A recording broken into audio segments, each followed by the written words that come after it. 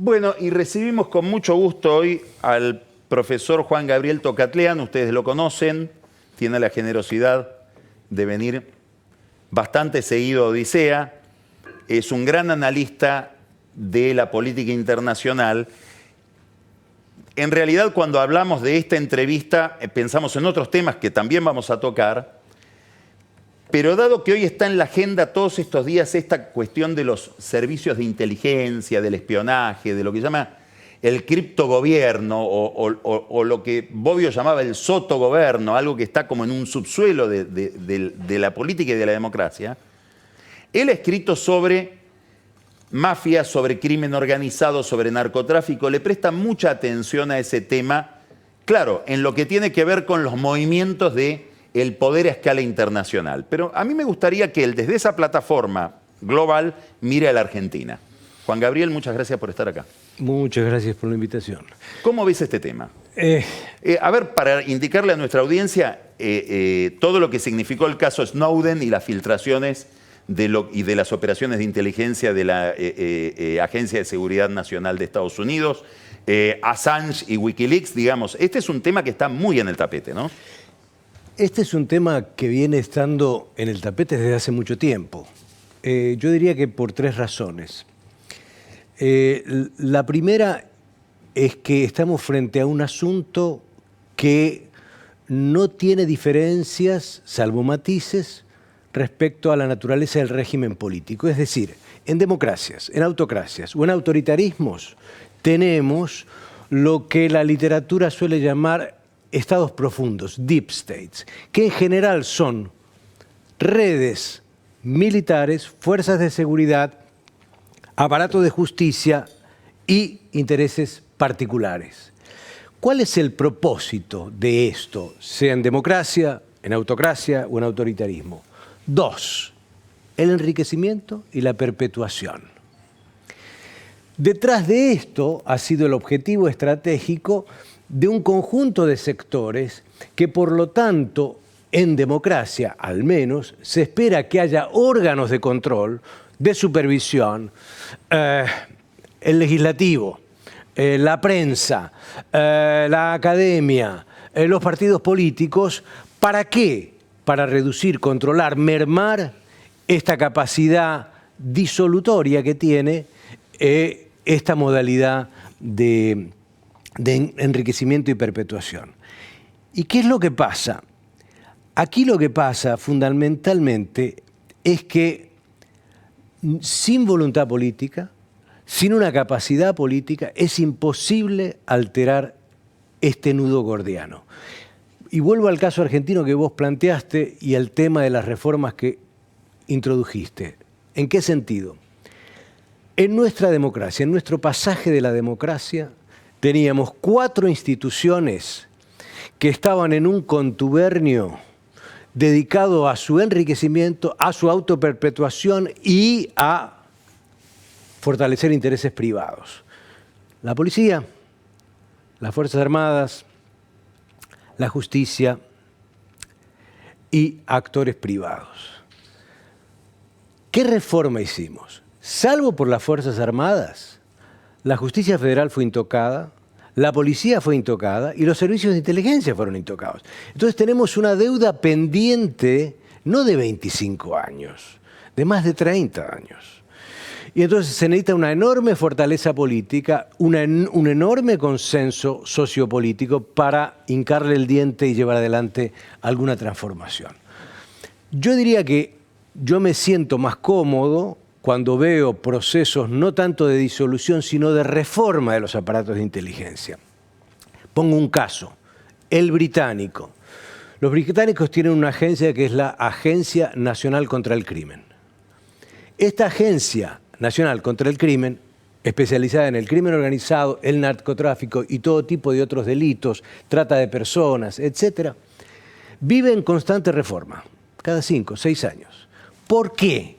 Bueno, porque la capacidad de penetración, de terminar cooptados por determinados sectores, determinados intereses, la capacidad de corrupción del sistema político, la capacidad de conectar con la criminalidad, la capacidad de ser cooptados por un partido político, la capacidad de actuar para autoperpetuarse y no para los intereses nacionales es muy fuerte. Entonces los británicos tienen un sistema de reforma recurrente.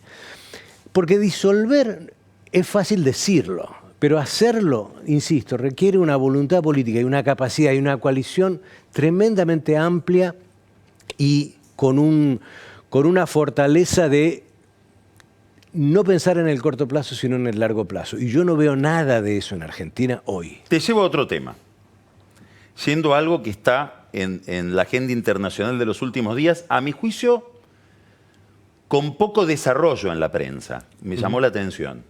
Que es cómo llegamos de Venezuela y el enorme enfrentamiento que hay en la sociedad venezolana y en la política venezolana a una crisis en las relaciones entre Estados Unidos y China, básicamente, por la suspensión de la asamblea anual del Banco Interamericano de Desarrollo que iba a suceder en Chengdu este fin de semana y que fue suspendida. Mira, aquí tenemos que ver esto en dos planos. Habría que contar qué pasó, ¿no? Primero, contemos qué pasó. El BID tenía una asamblea que era la número 60 y por lo tanto era muy emblemática para el BID, y esto se decidió hace más de un año y medio. Lo decidió la Junta de Gobernadores del BID, encabezado en este caso por el colombiano Luis Alberto Moreno. Esto despertó inmediatamente inquietud y rechazo en Washington, porque veían la capacidad de cooptación de China enorme en un órgano en el cual Estados Unidos ha tenido una primacía obvia. Esto se da a su turno en el hecho de que dentro del BID hay la Corporación Interamericana de Inversiones, donde los chinos pusieron casi 100 millones de dólares para tener el 5% de la votación. Son créditos para el sector privado en América Latina. Los norteamericanos ya estaban inquietos por esto. ¿Qué pasa en medio de esta situación? Donde Washington le dice al BID, señores, ¿por qué no piensan en otro lugar, en otra fecha? Aparece un hecho inédito que es el fenómeno venezolano, inesperado en ese sentido, y Luis Alberto Moreno, el presidente del BID, toma una acción unilateral desconocida para la región. Ningún banco de la región multilateral, la CAF, el Banco de Desarrollo, ningún banco ha asumido esta posición, que es decir que él reconoce a Guaidó. Y luego llevar, en consecuencia, a la junta directiva del BID a sacar a los dos representantes de Venezuela y colocar dos representantes que designa Guaidó. Los chinos dicen, señores, miren, no me traigan este problema acá, que no venga ni los representantes de Guaidó. Entre otras cosas porque nosotros no reconocemos al gobierno de Guaidó. No reconocemos al gobierno de Guaidó, pero además no queremos tener un problema tampoco con Guaidó. Entonces no nos traigan a los representantes de Guaidó ni a los representantes del gobierno de Maduro. Es decir, que la silla venezolana quede vacía durante la asamblea en Chengdu. Exactamente. Entonces aparece el vicepresidente Pence diciendo, señores, ustedes están siendo cooptados por los chinos y tienen que hacer algo para frenar esto.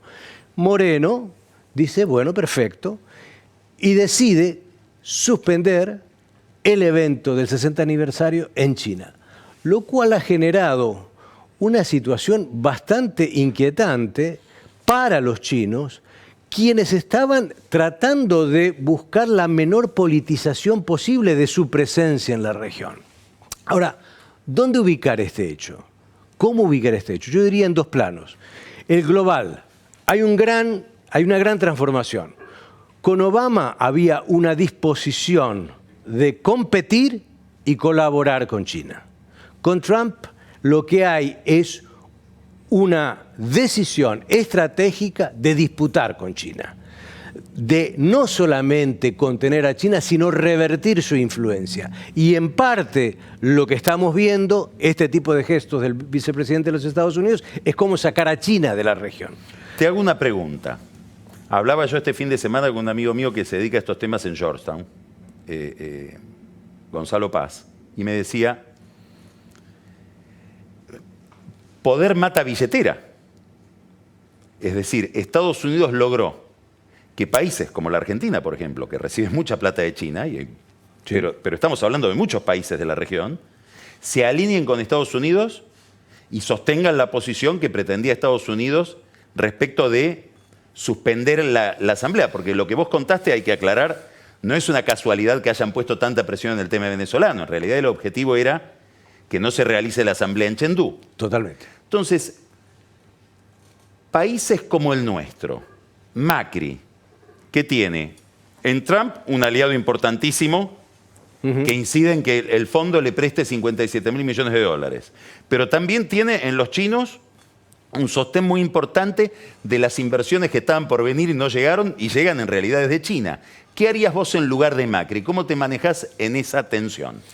Bueno, aquí caben dos aclaraciones. La primera es que Argentina con Macri, según información de prensa, ha ido incluso más lejos que Moreno, porque entiendo que Argentina quiere desplazar a la representación venezolana de Maduro en el Fondo Monetario y el Banco Mundial. Es decir, quiere hacer un overshooting de su adhesión al Fondo Monetario y su compromiso con el gobierno de Trump. Esto no lo ha hecho por ahora ningún otro país. Se sabe, hay informes de prensa, hay un gran artículo en Infobae de hace unas semanas, que esto ha sido algo que Argentina quiere hacer. Ahora, ¿dónde ubicar esa decisión de Argentina? Yo creo, Carlos, que aquí están pasando cosas que exceden a la Argentina y que son inéditas y también peligrosas. Me explico. Detrás del caso de Venezuela estamos generando una serie de antecedentes alarmantes, empujados entre otros por Argentina. El caso del BID es uno de ellos. Que un banco multilateral de la región adopte una posición respecto a una crisis en un país, eso es desconocido. ¿Qué vendrá después? No sabemos. Otra decisión rara. Destrozamos, anulamos, terminamos, acabamos con UNASUR y creamos PROSUR por el caso de Venezuela. Argentina presidió por un año, entre abril del 2017 y abril del 2018, UNASUR. No hizo una reunión ni de presidentes, ni de ministros de defensa, ni de cancilleres. Y el día que entrega la presidencia a Bolivia, la presidencia pro tempore, dice, señores, yo suspendo mi participación de esto. Pero llegamos más allá. En la historia de América Latina jamás habíamos avalado la existencia de gobiernos bicéfalos. Entonces tenemos a Maduro y a Guaidó, porque hay un conjunto de países, entre otros Argentina, que reconoce a Guaidó. Un señor que seguramente con base en la Constitución venezolana tiene la autoridad de autoproclamarse, pero en términos reales no tiene ningún poder fáctico porque no controla ningún aspecto del gobierno. Conclusión. Yo creo que estamos generando una serie de antecedentes en el caso de Venezuela enormemente problemáticos. Ahora te llevo a otro tema, en línea con esto. Vos estás contando todo lo que está haciendo Macri en términos de alineamiento, digamos. Sí. Pareciera que Venezuela en realidad es la excusa de una polarización internacional con Venezuela como argumento. Seguro. Ahora vengo a la escena local Sí. y veo a ese Macri que vos decís, que es el principal candidato a las elecciones de octubre. Hoy todas las encuestas siguen dándolo como el más competitivo. Y el otro candidato muy competitivo, que es Cristina Kirchner, en Cuba. Con lo que significa Cuba, Venezuela, digamos, da la impresión de que es... ¿Cómo es? ¿A dónde va la Argentina? Bueno, esa es una pregunta muy Y más, interesante. te quiero preguntar otra cosa que sé que a vos te inquieta.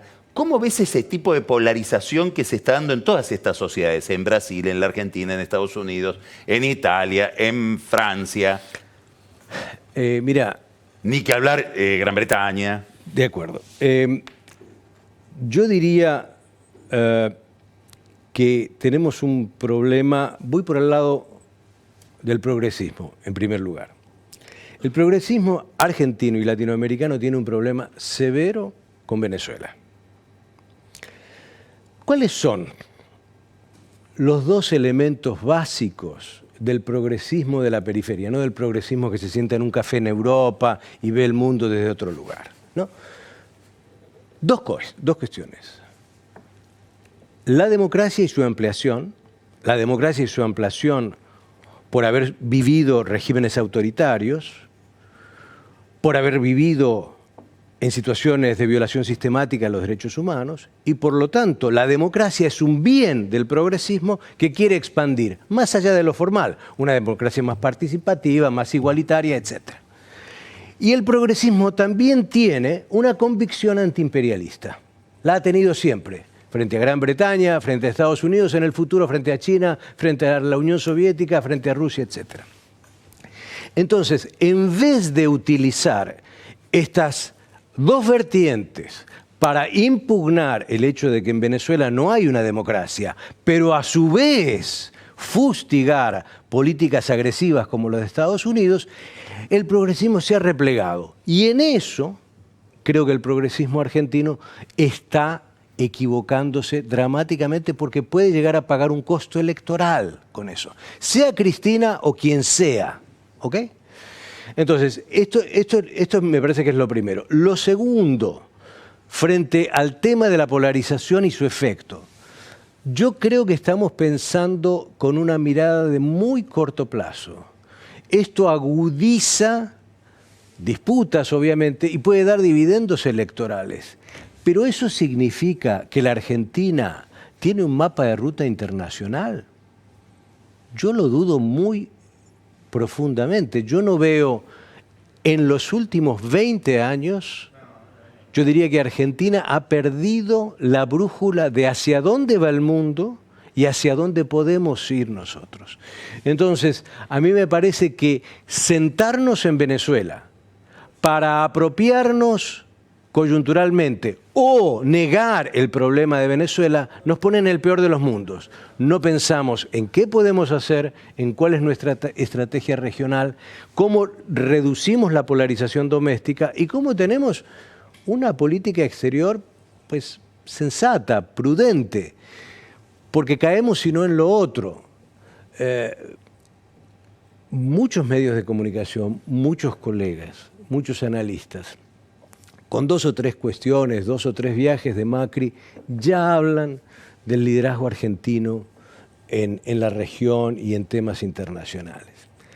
Yo me pregunto, le pregunto a quienes están viendo este programa, ¿cuántos países en el mundo con liderazgo conocen que tienen su economía supervisada por el Fondo Monetario Internacional, tienen más de 30% de su población en pobreza, ha decidido no invertir más en ciencia y tecnología? Eso no da influencia, ni prestigio, ni de liderazgo. Pero no es un problema de Macri, es un problema que le antecede a Macri, pero que se está agudizando. Entonces, mi problema es que hay una Argentina real y hay una Argentina a la cual creemos que tenemos... Imaginaria. Y entonces tenemos un gap tan grande que en política exterior creemos que estamos jugando en las grandes ligas y realmente no estamos jugando en las grandes ligas. Juan Gabriel, muchísimas gracias. A ti. El profesor Tocatlián, bueno, hicimos un repaso bastante amplio sobre servicios de inteligencia, polarización internacional a raíz de Venezuela, el tema del BID y ahora esta Argentina real contra la Argentina imaginaria. Muchas gracias, Juan Gabriel. A ti. Vamos ahora a un corte y Marcos Buscaglia nos viene a hablar de la inflación. Y después vienen Pancho Oliveira.